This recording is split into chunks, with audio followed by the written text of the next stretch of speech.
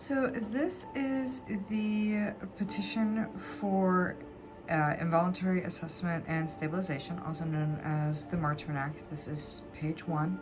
We're just going to go through it bit by bit. It is all legal documents, so that can be a little confusing. So your first line is in re. The re stands for in regards to, and then down below in bold it says respondent's name first, middle, and last.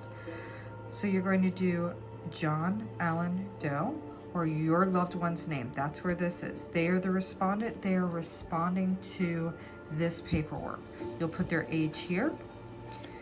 I/we.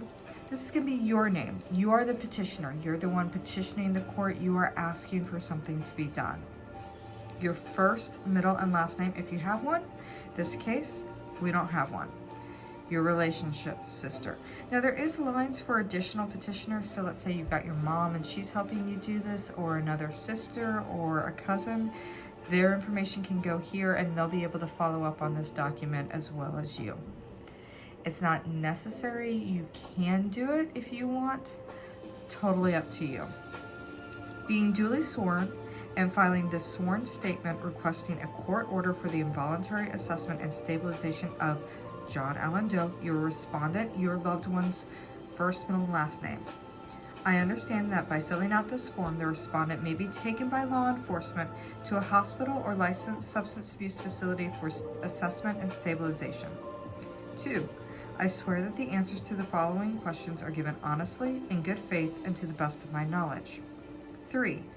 I swear that the information I provide is first-hand knowledge and not based on hearsay from a third party. So you can't use anything like, oh, my sister told me that my brother pulled a knife on her when she wouldn't give him money for meth.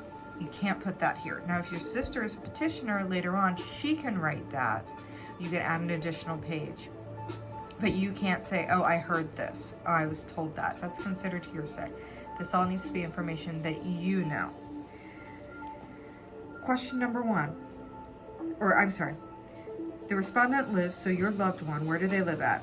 Or maybe found at, because sometimes folks are homeless. Sometimes they're staying with a girlfriend, wherever. So put down all the addresses where they might be able to be found, because once this paperwork is approved by the court, a deputy is going to go out, they're going to pick up your loved one, they're going to take them to ACTS for the court assessment report, and we will get into all of that when we go into the Marchman Act Part 2.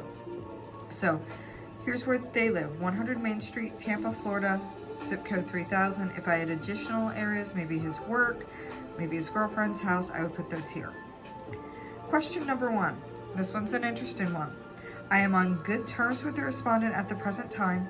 You're going to check either yes or no. And if no, please explain. So here I'm writing, John brought meth into my home and I had him evicted. We're not on good terms.